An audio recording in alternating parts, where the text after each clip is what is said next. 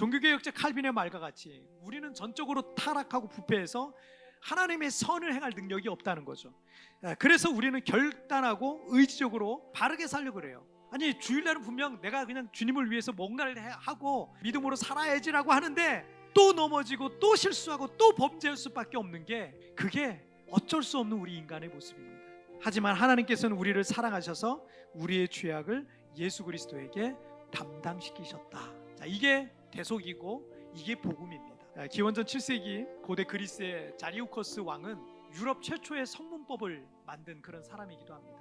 이제 그가 다스리는 나라는 크게 번영하고 풍요로웠습니다. 도덕적으로는 점점 더 부패하고 타락하기 시작한 거예요. 특히 모든 부와 영광을 독점하다시피 한 이 귀족들의 생활은 말을 할 수 없을 정도로 추잡하고 음란스러웠어요. 나라의 기강과 도덕이 이렇게 땅에 떨어지면 그 번영하던 그리스의 미래가 어두울 수밖에 없다라는 것을 이 왕은 너무나 잘 알고 있었습니다. 그래서 이 자리우쿠스 왕이 새로운 법률을 제정한 거예요. 누구든지 간음을 행하는 자는 그 신분의 고하를 막론하고 반드시 그 눈을 찔러 멀게 하겠다. 그래서 사람들이 무서워하겠죠. 그래서 사람들이 도덕적으로 깨끗하게 살려고 노력하겠죠. 이 새로운 법령이 공포된 후 얼마 후에 첫 번째로 그 법을 어긴 사람이 생겼어요. 그런데 그는 자리우커스 왕의 왕위를 이을 왕세자였어요. 왕자가 그런 일을 저지른 거예요. 이 사실을 알게 된 왕은 식음을 전폐하고 주야로 근심에 빠지게 됩니다. 법을 집행하자니 장차 나라의 왕위를 이어서 그리스를 다스려야 될 왕세자가 두 눈이 멀게 되면 나라를 통치할 수가 없는 거예요. 그렇다고 왕자를 벌하지 않을 경우에는 이 법을 제정한 왕이 그 법을 가장 첫 번째로 어긴 것이 되니 왕의 권위는 땅에 떨어지고 누구도 그 법을 지키지 않고 그리스는 계속해서 타락할 것이다 라고 생각이 들었어요. 밤새 깊은 고민에 빠진 이 자리우커스 왕은 법을 집행하기로 합니다. 그래서 아들을 데려다가 사람들을 보는 앞에서 그 아들의 눈을 찌릅니다. 그래서 한쪽 눈을 멀게 해요.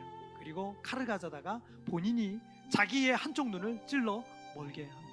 그 아들의 죄를 위해서 자신의 눈 하나를 찔러서 아버지가 아들의 죄를 대신 나누어서 담당했던 겁니다. 이로써 좌로는 나라의 기강과 도덕을 바로 세울 새로운 법을 지키게 된 거고, 우로는 아들을 향한 사랑을 보여주게 된 겁니다. 왕으로서의 공의를 이루고 지키고, 그리고 아버지로서의 사랑을 보여주었던 겁니다. 여러분, 그런데 예수님께서는 우리 죄의 절반, 한쪽 눈 정도만 희생하신 게 아니었어요. 우리의 죄와 허물을 위해서, 우리를 지키시고 보호하시기 위해서 당신이 십자가에서 완전히 희생제물이 되어 주셨던 겁니다. 이것을 통해서 하나님의 공의를 충족하시고, 그리고 하나님의 사랑을 우리에게 보여주셨던 겁니다. 여러분, 예수님은 우리의 죄를 대신 지시는, 대속하시는 주님이십니다.